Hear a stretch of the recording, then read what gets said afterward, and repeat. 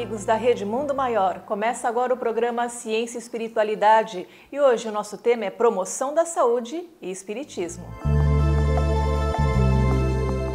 Olá, seja bem-vindo à nossa TV Mundo Maior e ao Ciência e Espiritualidade. O programa que hoje fala sobre promoção de saúde. Promover saúde é obrigação e objetivo, meta de todo profissional da área da saúde. Entretanto, saúde já é um conceito complexo e polêmico, por incrível que pareça. A própria Organização Mundial de Saúde ainda tem algumas diferenças que estão sendo discutidas com relação a quais os fatores que devem ser considerados para a gente considerar uma pessoa saudável.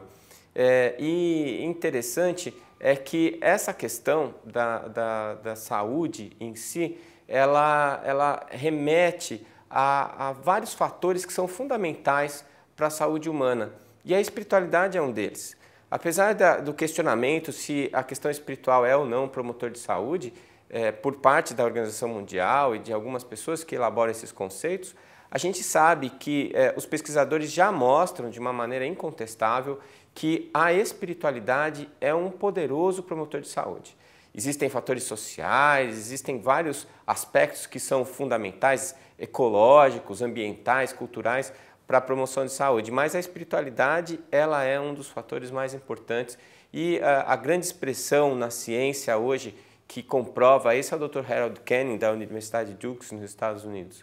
Mas nós trouxemos aqui hoje uma especialista no assunto, a doutora Célia Patriani, que é da Associação Médico Espírita de Santos e é mestra e doutora nesse assunto, promoção de saúde, e é professora da Universidade de Santa Cecília. É uma pessoa bastante informada e estudiosa do assunto e pratica isso no seu dia a dia, tanto na universidade quanto no Centro Espírita Maria Máxima, em Santos. Vamos ouvir a entrevista. Para falar sobre o tema de hoje, estou com a doutora Célia Patriani Justo. Ela é farmacêutica e também é membro da Associação Médico Espírita de Santos. Bom, Célia, para a gente falar sobre esse tema, promoção da saúde e espiritismo, é interessante a gente colocar o conceito, do que é saúde. Então, saúde, a gente costuma muitas vezes definir pela sua negação, o que não é. Então, a gente sabe claramente que não é saúde quando nós estamos, por exemplo, doentes. Então, o conceito de saúde está ligado, na prática, a ausência de doenças. Mas é claro que todos nós sabemos também, que saúde é muito mais do que isso, não é uma simples ausência de doença. Então, nessa direção, a Organização Mundial de Saúde procurou efetivar um conceito positivo, no sentido de que saúde poderia então ser definida como um estado de completo bem-estar, tanto físico quanto psíquico, quanto social.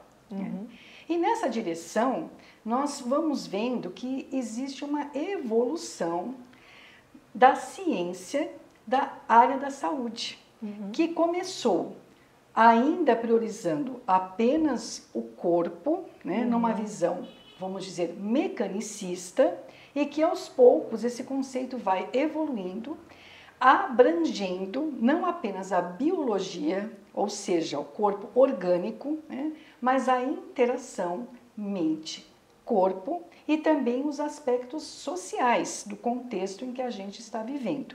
E atualmente, no nosso século XXI, no ano de 2011, nós já podemos ver a ciência interessada pelo quê? Pela espiritualidade, pelos aspectos espirituais que estão presentes e muito necessários para que a gente realmente possa dizer que temos uma vida saudável. Certo. Então, muito embora a Organização Mundial de Saúde ainda não coloque o espiritual ali como definição de saúde, há um caminho, há um estudo para isso? Sim, porque a ciência já não consegue dar respostas satisfatórias para a complexidade desse fenômeno, dessa relação saúde-doença. E quando nós buscamos respostas adequadas para as coisas que a gente não consegue explicar, a ciência está se rendendo às evidências dessa relação entre saúde e espiritualidade. né? Então, vamos dizer, o retorno da religiosidade, da valoração dessa interação, né, mente-corpo, dessa visão integral, dessa visão holística do ser humano. Certo. Isso tem muito a ver com a medicina preventiva? Isso, exatamente. A medicina preventiva, ela fez um percurso nessa direção, né, de que não basta apenas remediar. É necessário a gente tomar medidas que possam realmente evitar o aparecimento da doença. Mas a medicina preventiva, ela ainda está restrita à prevenção das doenças. É algo muito importante, né, tanto das doenças transmissíveis, né? Vemos, por exemplo, o caso da dengue, né? Se não houvesse todas as medidas preventivas, o processo seria ainda muito mais grave e de maneira até incontrolável, né? Então, elas são medidas extremamente necessárias, mas ainda estão focadas na doença. Podemos pegar, por exemplo, um aspecto muito importante da medicina preventiva é a questão do tabagismo.